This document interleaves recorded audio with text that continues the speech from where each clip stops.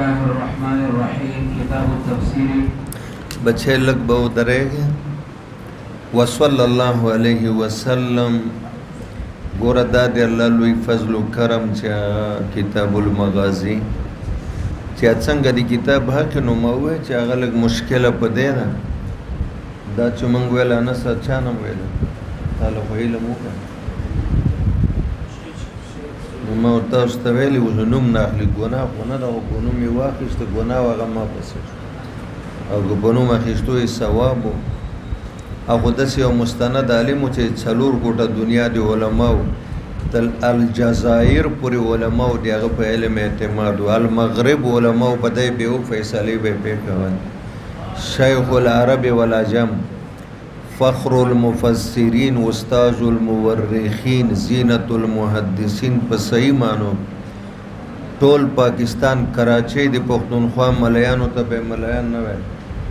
اخر شیخ حسن جان صاحب ته مینتونه کول میاش کې به یو ځل اجازه کې ورته ټیکټو کال ته بته او غټو مدرسو کې به د بخاری درس یو غنټه یو نیمه ور منګ د به چې دا کتاب وای چې دا و زمنګ مخه ته پروت دویمه حصہ دا به ماسپخین نورستو ویلې پورا 3 غنټه به جمی کې بچی منځ وکاو کې بناست څنګه بچی راغی جمع خپل درویش کې غما جمعات کې دارالحدیث هم ده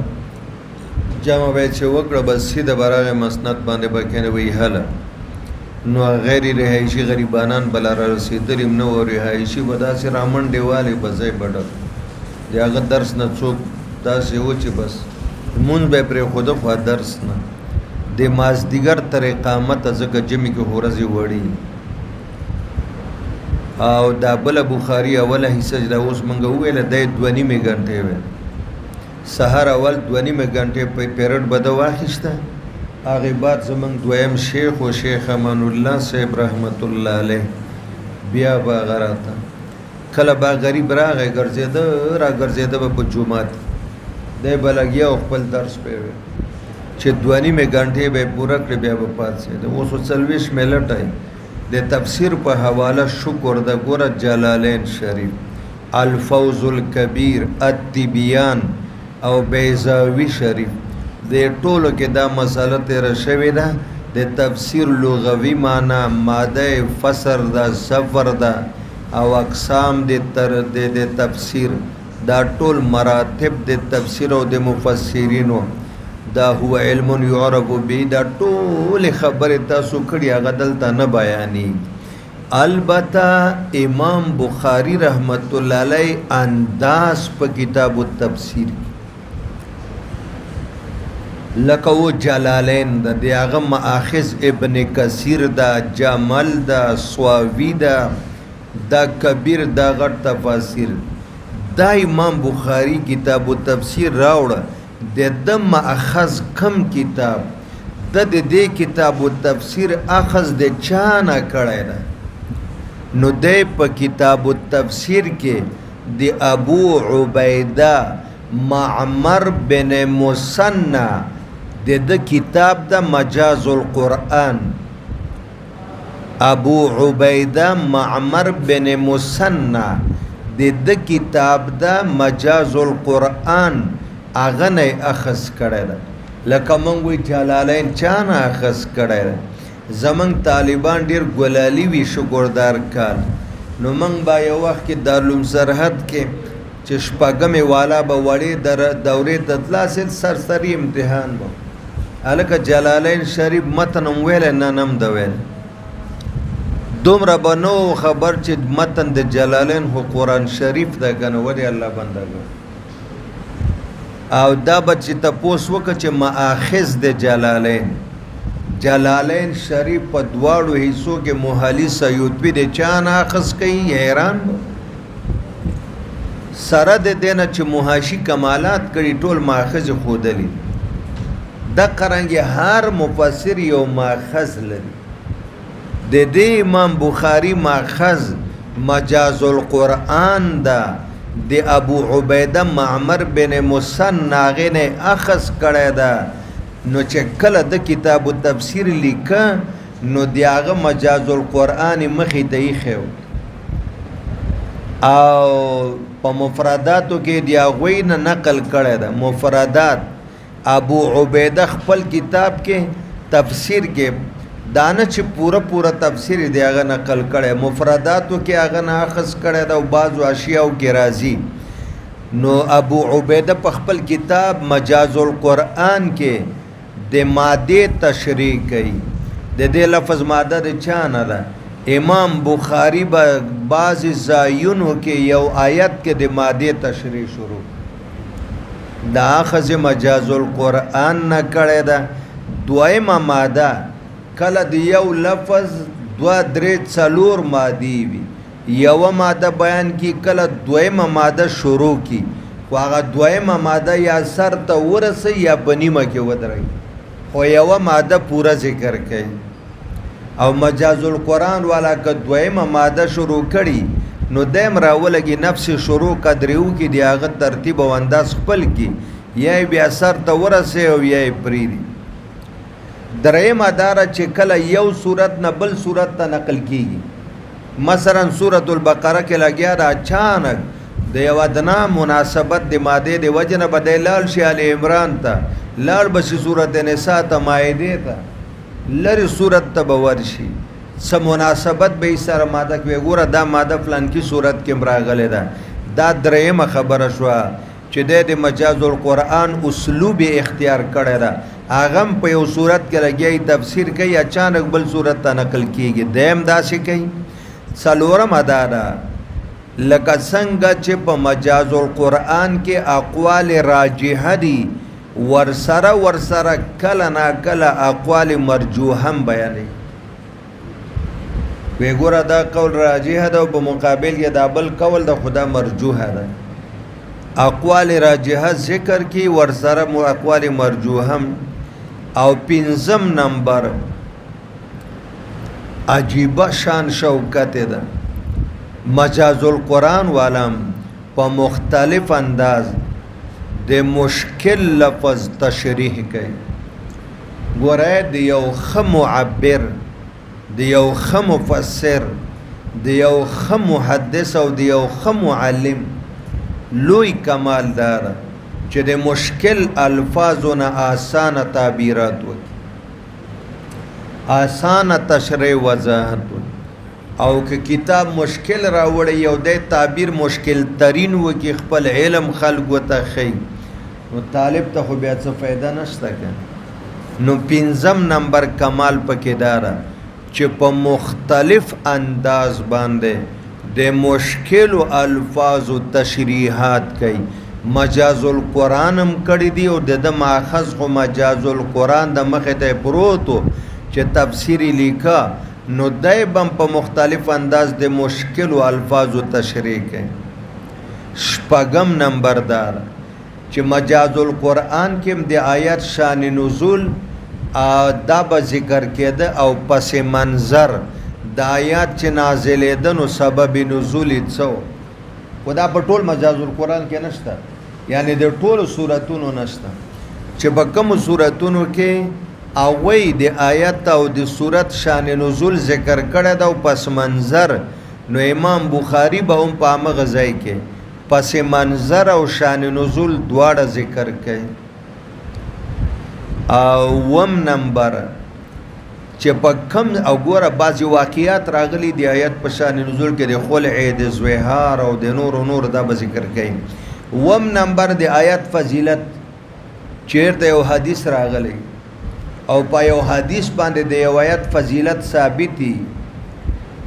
نو یو لفظ آقا حدیث بم در تراوړي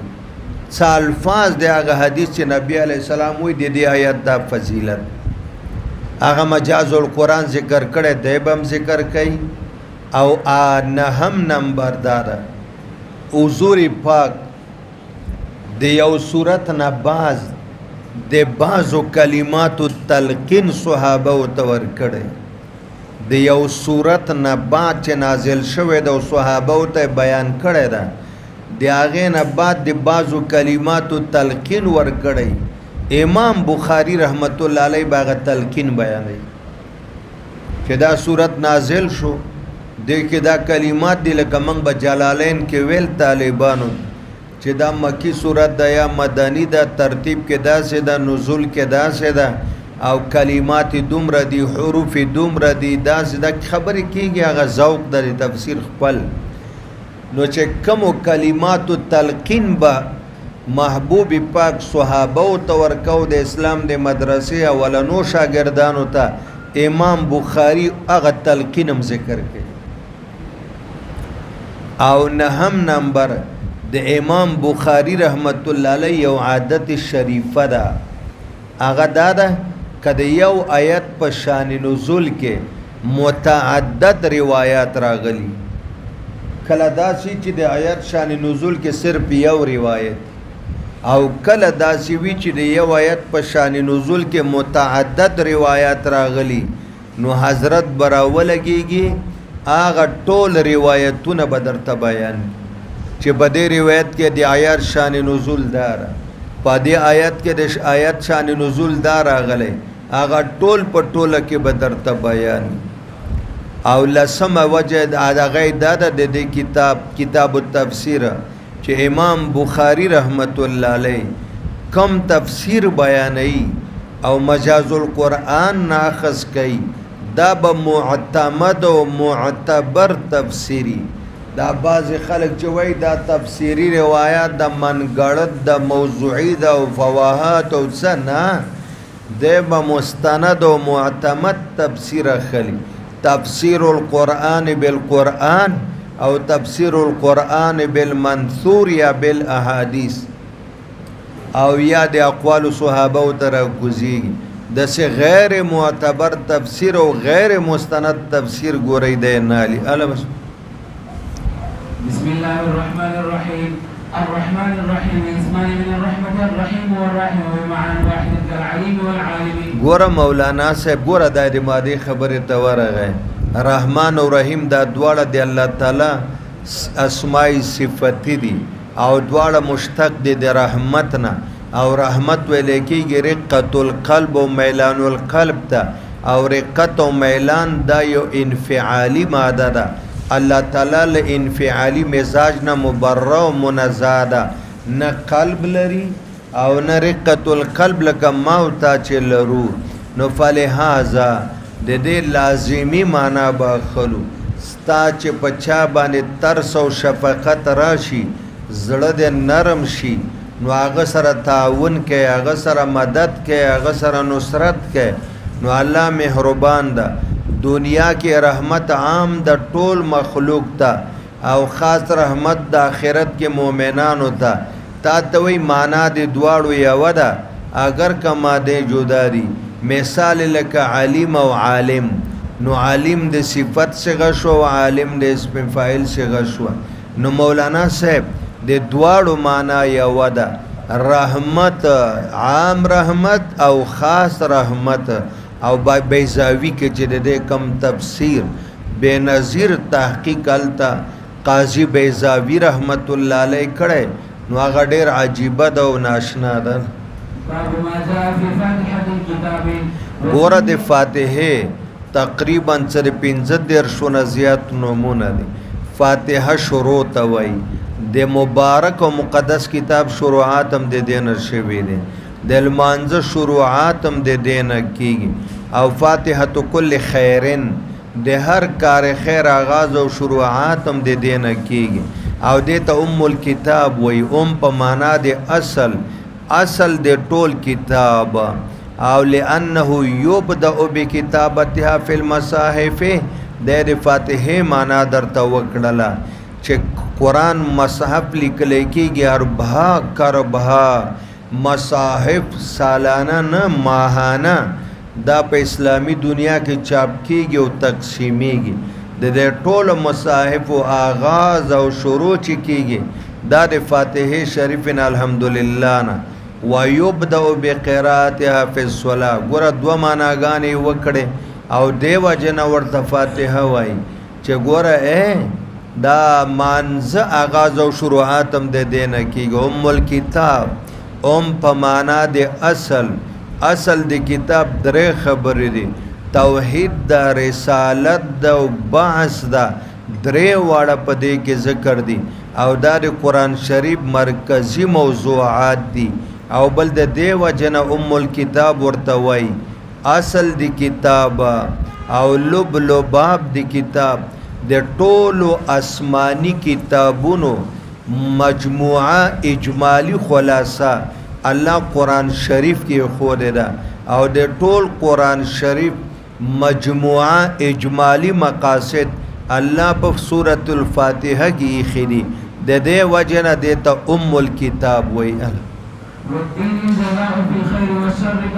ګورم مولانا صاحب دا دین لفظ نه ده نو دی خو وایي دې پورې نه خلی ماده به ذکر کوي معنا به ذکر کوي د دین یو معنا یو کال جزاء بالخير والشر یو اهل شر ته د شر سزا ورکول اهل خیر ته د خیر بدل د عمل بدل نو که عمل خ بدل که عمل خرابی خراب بدل نو دا خو بدله دی عمل معنا دا وکړه وای کما تدینو تو دان چې څه کوي هغه به در سره کیږي چې څه معامله کوي هغه عمل به در سره کیږي لکه موږ بل ترتیب باندې وای لند د هر عمل رد عمل وی نو چې څه دی وکړه دا به در سره کیږي چې څه کوي هغه به ریبه کما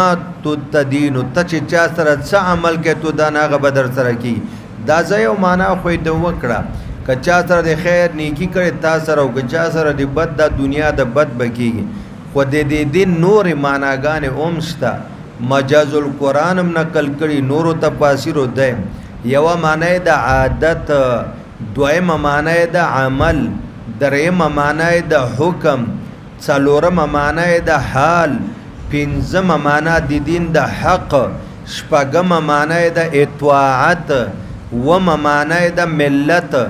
اتم معنی د شریعت نهم معنی د سیاست او لسم معنی د ورع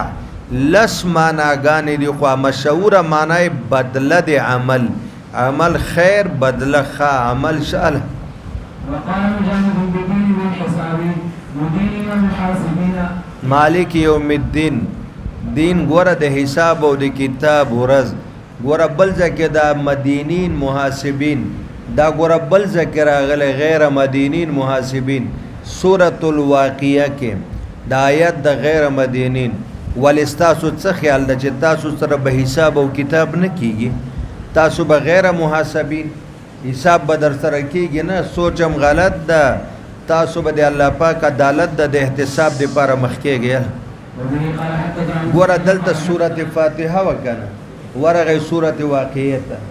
د څه لپاره د مدینین او د دین لپاره چې دین ویل کېږي حساب ته مدینین معنا محاسبین ګوره مدینین څنګه ذکر دا غ سورۃ الواقعہ کې تا ته ما وسویلې د په دې اندازې تفسیر کې چې یو دار چې یو ماده راشي نو که دا ماده بل صورت کې یا غې تم ورزي لاړ سورۃ واقعہ ته قال حدثنا مسدد قال حدثنا يحيى عن شعبة قال حدثني حبيب بن عبد الرحمن عن حفص بن عاصم عن ابي سعيد بن ابي المعلى رضي الله عنه قال كنت اصلي في المسجد فرعاني رسول الله صلى الله عليه وسلم فلم اجبه فقلت يا رسول الله اني كنت اصلي فقال الم يقل الله استجيب لله وللرسول اذا دعاكم ثم قال لي لأعلمن وی مال منز کا رسول الله مبارک را تاواز وکما جواب ورنک چل مانځنه فارغ شوم قربان تاسو आवाज کو حذف المانځ کیو وی ما ته وی ولی تا اوریدل نه دي چې الله فرمایي استجیب لله وللرسول اذا دعاكم و د شریعت مساله دار د نبی په زمانہ کې چې حضور با आवाज کو نو فرض مون کې بر سلام واړو چې جمع بناو او په نفلو کې خو په طریقې اولا او نوافلو کې مسله دار چې आवाज درته وکي نو فورن به مون مات کې ورځي به حتی مور او پلارم دا حکم چې مور او پلار درته आवाज وکي نفلی نیت دی سلام وڅرخو دی هغه اطاعت فرض دا او دا چې دا نفل ده ولې دی الله او رسول خبر ولې را نغلې غلې شو ویل غزتا ته یو مسله بیانوم زتا ته ونه خیمه یو صورت چې هغه په ټولو صورتونو کې ډېر غټ د په قران شریف کې قبل ان تخرج من المسجد مخکې لدې چې تل جمعه ته وځي او دا غټي ولې ورته ویلې جی دا اوس ما درته ویلې خبره مې درته ختم کړه د سلو صحیفو د درې آسمانی کتابونو دا د یو سلو درې آسماني کتابونو مجموعه خلاصه او مقاصد اجمالا دا ټول الله قرآن شریف کې ایښي او د تمام قرآن شریف اجمالی خلاصه الله سورة الفاتحه کې او د ټول سورة الفاتحه اجمالی خلاصه په بسم الله الرحمن الرحیم کې او امام جعفر صادق وایي د ټول بسم الله خلاصه یوازې په با کې د بسم الله کې چې کومه با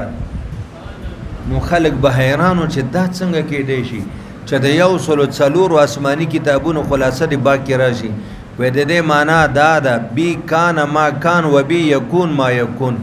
بی کان ما کان تر نن چې څه شوي دی الله وی دا ما کړي دی آدم علیه السلام نه راوخته تر دې دا خو زمونږ د ټولو عقیده ده و بی یکون ما یکون او د دې نه پس تر قیامت د اسرافیل تر شپېرې چې څه کېږي دا هم زه کوم نو ټول آسماني کتابونو خو همدا خلاصه وه چې نظام دی الله را واکدار الله د اختیار دی الله را چې څه کوي الله کوي پکې چاته عزت او ذلت او مرګ او ژوند دا ټولې فیصلې بی کان ما کان و بی ځکه وایي چې هر څه په با کې پراته دي ثم قال إلا أعلمنك سورة هي أعظم سورة في القرآن قبل أن تخرج من المسجد ثم أخذ بيدي فلما أراد أن يخرج بے عزت دلاسه نیولې همدا د حضور اظهار شفقت چې صحابي بے دلاسه ونیو وی چې کله د جمعه ته وتلو ما ورته ویل عالم تقول لأعلمنك قربان تاسو ما سره وعده کړی و چې زه به تاسو ته په قرآن کې غټ صورت ښیم هغه راته ووایه که نه قال الحمد لله رب العالمین خو غټ صورت دا ده که نه 45 نومونه یې دي هي سبع المثاني هغې کې یو دا ده وایاتونه دي مثاني مکرر په لمانځه کې مکرر لوستلی کېږي او قرآن نه 2 ځله اسمان نه 2 ځله نازل یو قبل الهجرت او دویم ځل بعد والقرآن العظيم الذي أوتيته دا چې ما ته الله را کړې د عرش لاندې یوه خزانه ده د هغې خزانې نه ما ته را کړې زمانه مخکې یو پیغمبر ته دا صورت نه ده ورکړی ګوره لکه اوس موږ او تاسو وایي غیر المغضوب خدای موږ ته مخې لار دی هغه چې تا پې غضب کړی د مغضوبینو یهودیانو ولدوالین نسواره را بشي چې د مغضوب علیهم معنا ده هغه چې په هغوی باندې غضب شوی ده ولدوالین هغه چې بېلارې دي دا تاسو موږ چې یهود او نسواره یادو دا د دې معنا موضوع له نه ده بلکې د مغضوبینو کې یو مصداق ده یو مصداق یهود دی د ولدوالین معنا موضوع له معنا مطابقی نسواره نه دی بلکې یو مصداق د دوالینو نسواره دی وبه قال حدثنا عبد الله بن يوسف قال اخبرنا مالك عن سمي عن ابي صالح عن ابي هريره رضي الله عنه ان رسول الله صلى الله عليه وسلم قال اذا قال الامام غير المغضوب عليهم ولا الضالين فقولوا امين فمن وافق قول الملائكه غير غفر له ما تقدم من ذنبه.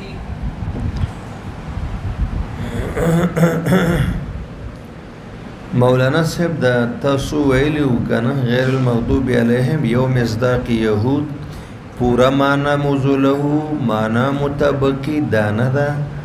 ولدوالین نلار د گمراهانو نسوارا دا نه پورا معنا موضوع له ده نه معنا مطابقی ده بلکې یو مصداق ده په مصادیقو د دوالینو فقولوا امین نو تاسو امین ووایئ دا امین کې څلور قرات دي را بشم د بخاری شریف امین آمین مخفف ممدود مخفف غیر ممدود او مشدد ممدود مشدد غیر ممدود امین آمین مشدد ممدود مشدد غیر ممدود مخفف ممدود مخفف غیر ممدود بیا بعض علما وایي چې دا عجمی ټکی ده چې عجمی ټکی شو معنی فارسی ده امین معنا همین یا الله چې دا اهدنا الصراط المستقیم نه کوم درخواست موږ درته وکړه د دعا چې د منعم علیهم لار راته وښیه او د مغضوب علیهم او دوالین نه وساته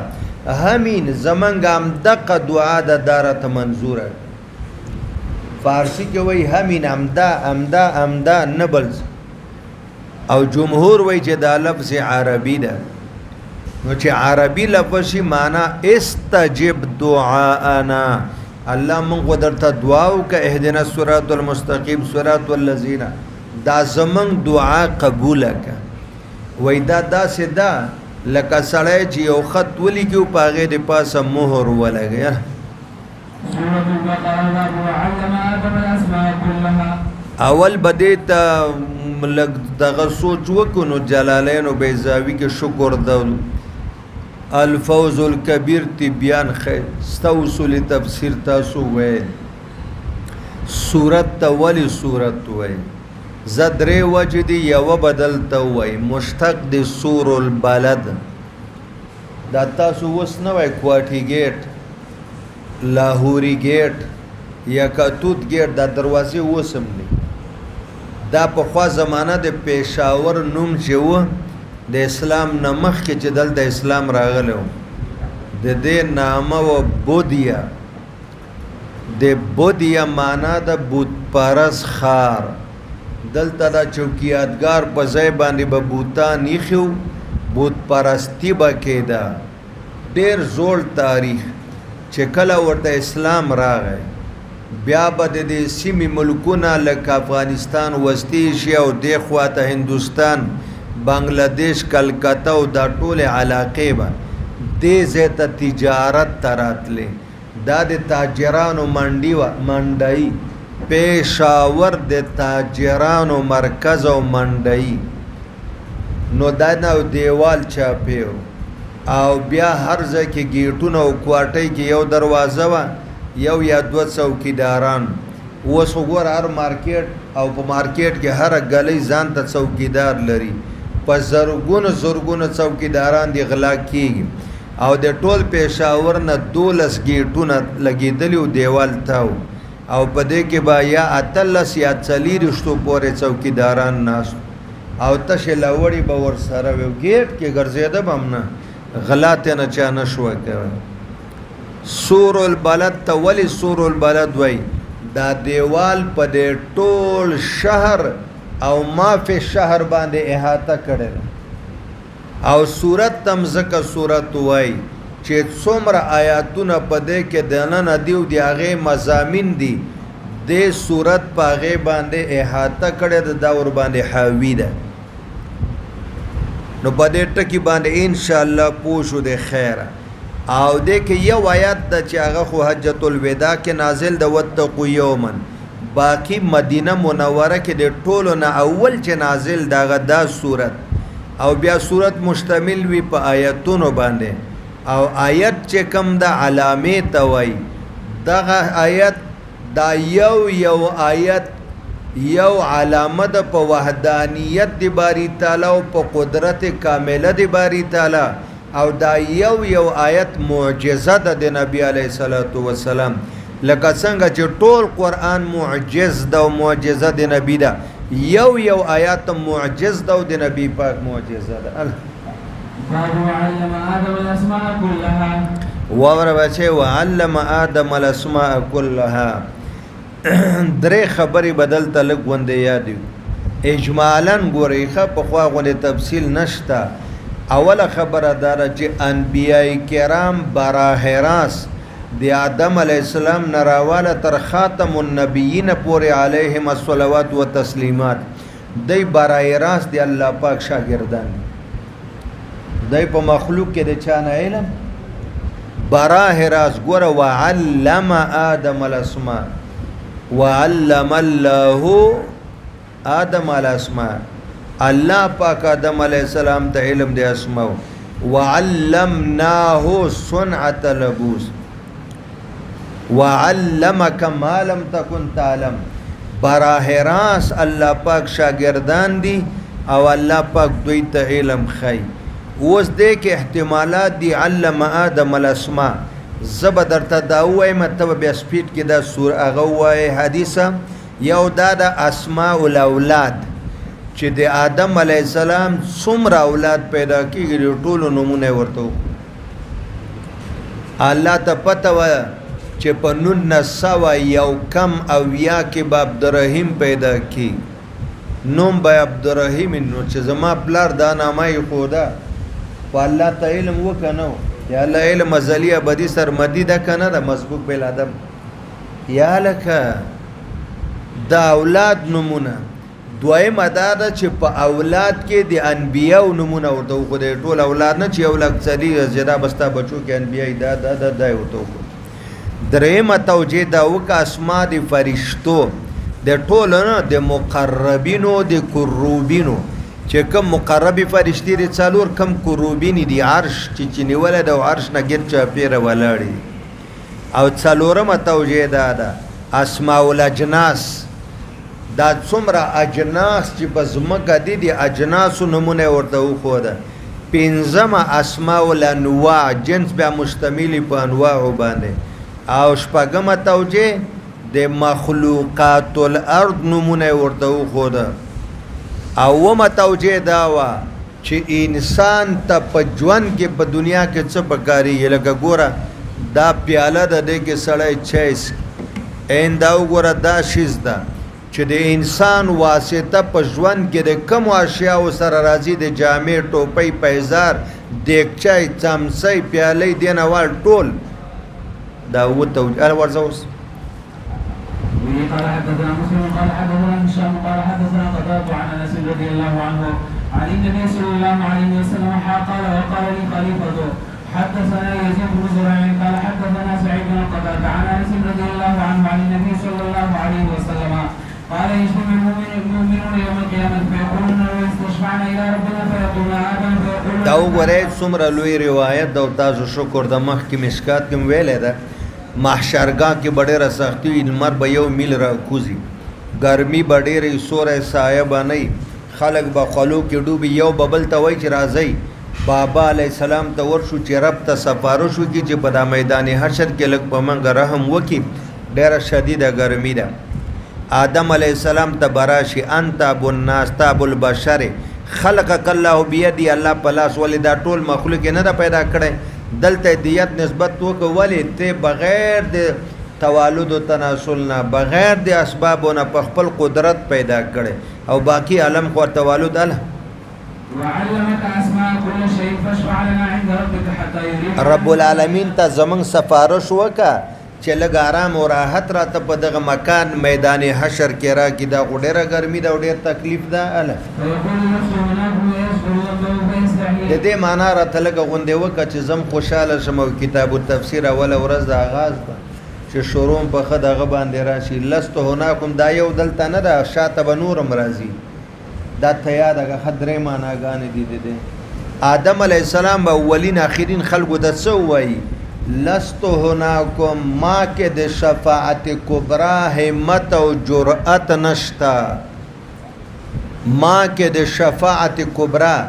نو د آدم علی السلام د وخت نه وخله د نبی علی السلام د امت تر اخري بنده پورې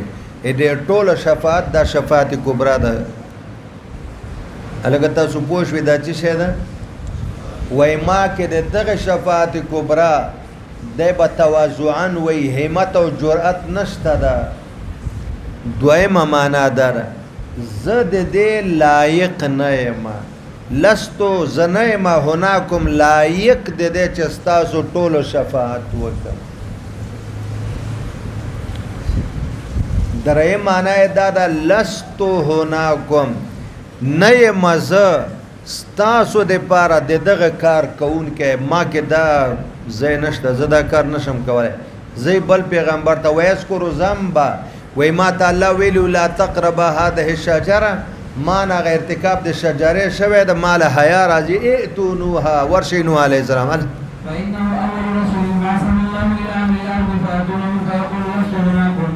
ويصبر سؤاله وسوګر بیا لستو هناکم راغی کنه دا درې وړ معناګانی یاد ساتل ما ليس له به علم فيستحي فيقول يرجو خليل الرحمن فيقول دغه جې دا ځای باندې پوه شو یا لکه بچیانو شاته اخري کسان ويذكر سؤاله ربه حکم سوال ورته شي ما ته حیا راځي ما ویل ان ابن من اهلي وان وعدك الحق او زما زوی کافرانو سره ولاړ او بل ما ویلو چې رب لا تزر و سره ته حیا راځي فيقول لست هناكم يد موسى عبدا كلمه الله اعطاه التوراة فيقول لست هناكم ويصبر قبل النفس بغير نفس ګوره وای ما یو سړی وجلی ده بغیر د قتل نه هغه څوک وجلی نه و مامر قبطي دا د فرعون لنکري او د موسی علیه السلام د قومي سره یې جګړه وه هغه آواز وکړه موسی راشه دنه مې خلاص کړه هغه ورغه یو ګزار یو وهه یو بل هغه مړ شو وی ما ته دا حیا راځي اوس مانه قتل شوی نو قتل خو چېرته د مسلمان نه و کړی دی وجه نه مودودي صاحب وایي چې ګنه خپل پخوا د هغې اوس خو کتابونه اصلاح شو وی ګوره موسی علیه السلام قتل کړی په ناحقه باندې وی قبطي ولې مړ کړو نو موږ وایي دا قبطي و دی کافر و هسې دی سره څه معاهدې نه وي حکومت هم د هغې و د فرعون خصوصي لنګري و او بل په اراده د قتل نه وهلی په اراده د تادیب او اصلاح یې وهلی و وای ما ته بیا هم حیا راځي ځکه رب راته اجازت صراحتا د وجلو نه وکړل شابه شابه عیسی علیه السلام ته ورشي چې الله بنده او رسول و کلمت الله او په کلمه د کن فیکون پیدا ده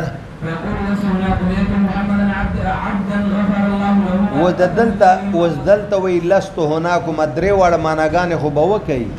لیکن دلته دا ونه ویلې چې معنی یو خطا شوې د هغه نه شرمېږم اوس هغه دا ده اگر کما خلکو ته ویلي چې انی عبدالله د خپل قصور نه ده بیان کړی خو بیا هم ترمیزی کتاب التفسیر کې به راشي هلته وایي انی عبدت من دون الله مړه دا نسواره ظالمانو الله نه ما سوا زما مجسمې جوړې کړې وې هغې ته به عبادت کوم او ما ورته انی عبدالله ویلي خو ما ته اوس حیا راځي زه نه ورشئ نبي علیه السلام ته فيأتوني فانطلق حتى استأذن على ربي فيؤذن فإذا رأيت وی زه به الله نه اجازت وغواړم ما ته به اجازت وکړي زه به سجده پرېوځم فإذا رأيت ربي وقعت ساجدا فيدعوني ما شاء ثم يقول ارفع رأسك وسل تعطى وقلت سر دې اوچت کا سوال کوه قبلېږي شفاعت کوه منظورېږي فرفع رأسي فأمر بتحميد يعلمني ثم اشفع فيحد لي حدا ويدخلني الجنة دې ټکي باندې لږ ځان پوه که که نه وی زه اول چې سر اوچت کم سجدې نه د الله هم تعریف به وکړم څنګه چې راته ښودلی ده بیا به زه سفارش وکړم د خپل د شفاعت کبرا فیحد لی حد یو حد به راته مقرر کړي مثلا 1 کروڑ کسان 2 کروڑه یو وی بیلمازان یو وی فلان کې یو نوع یو جنس د ګناه والا دی ته فادخلهم الجنه زه به په خپل سفارش دی الله په حکم جنت ته راولم ثم أعود إليه فإذا رأيت ربي مثله ثم أشفع فيحد لي حدا فأدخله الجنة ثم أعود الرابعة فأقول ما بقي في النار إلا من حفظ من القرآن ويا الله هغه کسان پاتې چې خالدین فيها ابدا کافران پاتې نور ختم شول قال أبو عبد الله إلا من حفظ من القرآن يعني قول الله عز وجل خالدين فيها قال مجاهد إلى شياطينهم أصحابهم وإذا خلوا إلى شياطينهم ګوره دی خو تفسیر داسې نه کوي که نه چې الحمدلله ونیسه ټکي په ټکي آیت په آیت دی خو یو آیت نیم راخلي ښه څنګه چې مجاز القرآن والا کړی ده مجاهد صاحب وایي رئیس المفسرین دا ډېر لوی سړی ده الی شیاطینهم دا شیطان معنا سرکش باغی تواغی انسانی که حیوانی که جن وی انسان وی که حیوان وی که جن وی خو چې سرکش او تواغی د شیطان ورته وای ماده د نسوره ینصرو شطوانه یشتونون را نو کچېته شطوانه یشتونون شي او نون پکې اصلي شي معنی د مخالفت کول شیطانت مخالفت کول شیطان مخالف چې مخالفت کوي او کده شات و یا شیتو نشي نو بیا معنا د نون بزائد کې نو معنا به شي ویلې کېدل سوځېدل او مولانا صاحب چې نون دی اصلي که نو معنا لرې کېدل دی الله د رحمت نه ځکه مخالف ته دی الله الله دې سجده وکوي نیکو ولې دې ونه کړه ښه مې وکړه او که شاته یا شیتو نشي نو معنا ویلې کېدل ځکه ورته شیطان وایي چې ام دی الله د رحمت نه لرې د وین علیک لعنتي او بل داره چې دا ویلې کېږي په جهنم کې بیا به جوړیږي بیا به ویلې کېږي دی وجه نه ورته شیطان او دلته ګوره جني شیطانان نه دي مراد رؤساء المشرکین مراد دي محيط بالكافرين الله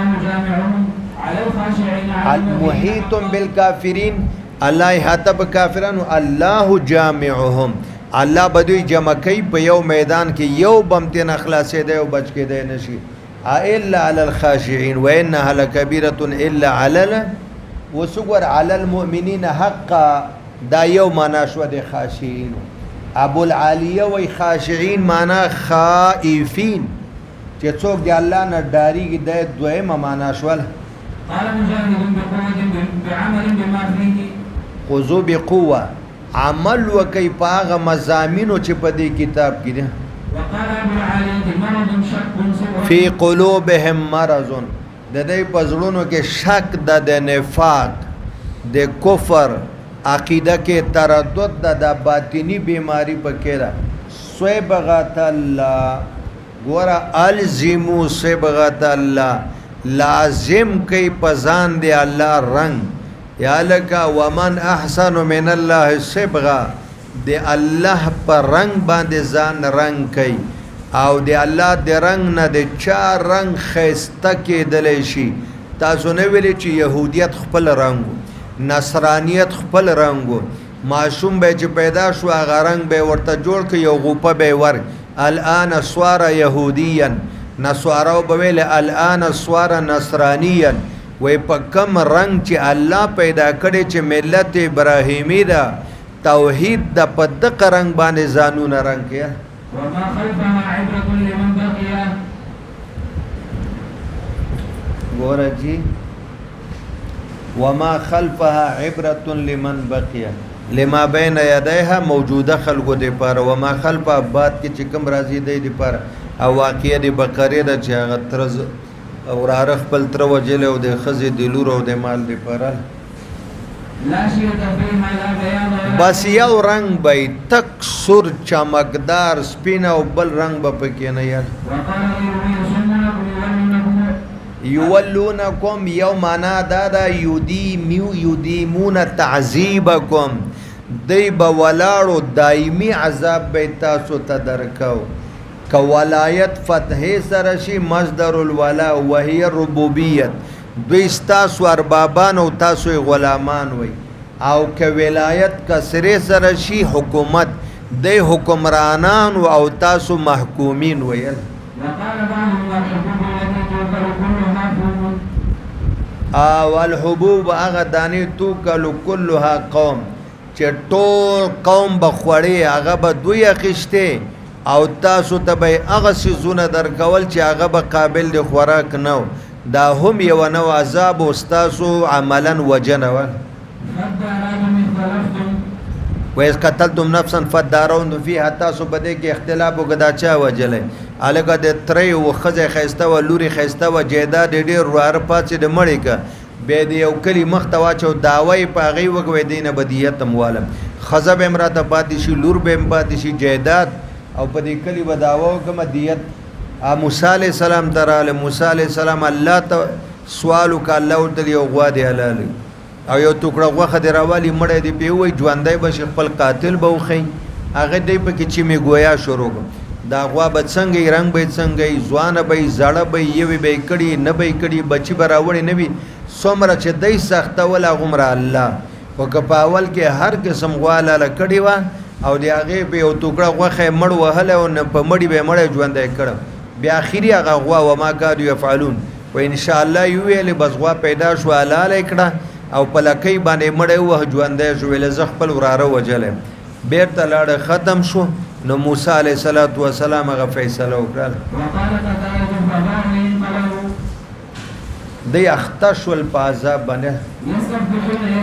وکانو یستفتحون ودا يهوديان چې دای په طلب د غلبې او نصرت کو په مشرکین باندې اللهم انصرنا بنبيك المبعوث في اخر الزمان ده به الله ته وسیله کاو او چې کله راغی به فلما جاءهم ما عرفوا هلا شروا باعوا ګور فلما فبئس ما شروا نو شروا په معنا دی باو مونږ وای چې اشترا په معنا دی اخیشتل ده تا ته دا وای چې بیع شراء دواړه قبيله دي ازدادونه دي په خپل معنا او په ضد معنا دواړو کې استعمالي و شروا به ثمن بخس دلته و شروا باعوا ګور بیع خرڅول او توي شراء اخیشتل او توي او کله شرا په معنا د بیع او کله بیع په معنا د اشترا د کې استعمالي کې د ازداد شول راعنا من الرعونة إذا أراد أن يحمق إنسانا راعنا ګورا کله بچي صحابه او ته نبی پاک بیانو کې به کوم خبره به پوي نشو نو دی به راعنا دا د رعایت نو سیب زمنګ لګ لحاظ وکي منګه امیونیو دا خبره او ځل بیا وکي خدا د يهوديانو په جبه کنزلې وي اغه بلین او قتلین راعینا ای زمون شپون کیا یا راعینا به يهوديانو د رعونت ناقص رعونت حماقت توي ای زمون احمقه العیاذ بالله بیا به یو بل توقع د پخندا بشو هغه د کنزلې مرتوق دی پویم نشو نو الله تعالی خو آیات را ولېګه لا تقولوا راعنا وقولوا انظرنا دا راعینا نه يهوديان غلط مطلب خریدا مو وای د راعینا په ځای انظرنا وای هغه کې غلط تعویلات نشي کېدل